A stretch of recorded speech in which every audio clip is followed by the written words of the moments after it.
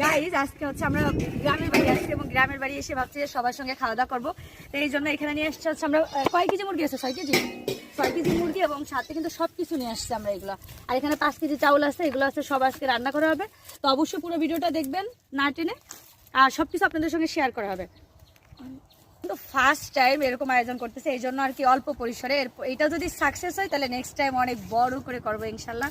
তো অবশ্যই সবাই আমাদের পাশে থাকবেন এবং যদি পারেন পেজটাতে একটা ফলো করে দিন। হ্যাঁ গাইজ, এখন হচ্ছে আমরা চুলার ব্যবস্থা করতেছি, যেহেতু রান্নাবান্না করবো। এই সাইডে কাটাকাটি হচ্ছে আর এই সাইডে ভাবতেছি চুলার ব্যবস্থা করবো, যেহেতু ফার্স্ট টাইম আজকে আমরা রান্না করতে আসছি। কোনো কিছু আমাদের কিন্তু প্রস্তুত ছিল না। হ্যাঁ, পেঁয়াজ নিয়ে আসছে, মানে গ্রামের বাড়ি আসলে কি বলবো, এই মজা, এই ছোটো ছোটো মজা করার জন্য আসলে আসা। আমাদের চুলা কিন্তু যে রেডি। এই পাতিলটা বসায় দেখো, একটু পাতিলটা একটু দিয়ে দেখো। হ্যাঁ ওইসা আচ্ছা ঠিক আছে, এরকম আমি না ওই ফাতেমার।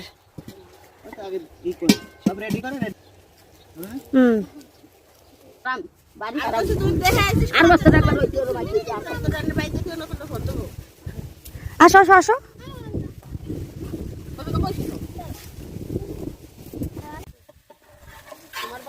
এটা হচ্ছে মুরগি, মুরগির মাংসটাকে আগে হচ্ছে একটু ভাইজে নিচ্ছি তেলে, যেহেতু ব্রয়লার মুরগি এই জন্য আগে ভাইজে নেওয়া লাগতেছে, না হলে হচ্ছে একদমই নরম হয়ে যাবে।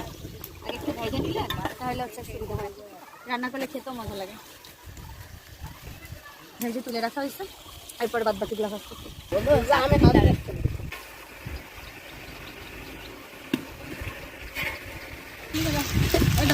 আলুটাকে হচ্ছে আমরা একটু ভাইজে নেবো এই তেলের ভিতরে।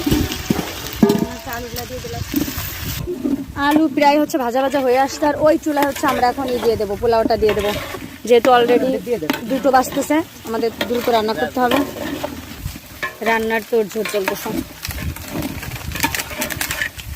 প্রচন্ড বাতাস না, পুরো পাট যদি তাপটা পাইতো তাহলে হচ্ছে দ্রুত রান্না হয়ে যাইতো। চাউল দেওয়া হয়ে গেল এখন।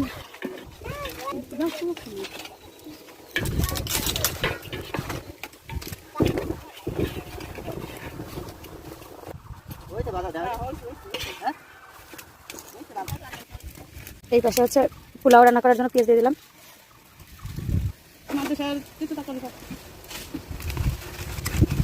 পেঁয়াজটা ভাজা হয়ে গেছে, যে এখন হচ্ছে আমরা মশলাগুলো দিয়ে দেবো ভিতরে আস্তে করে।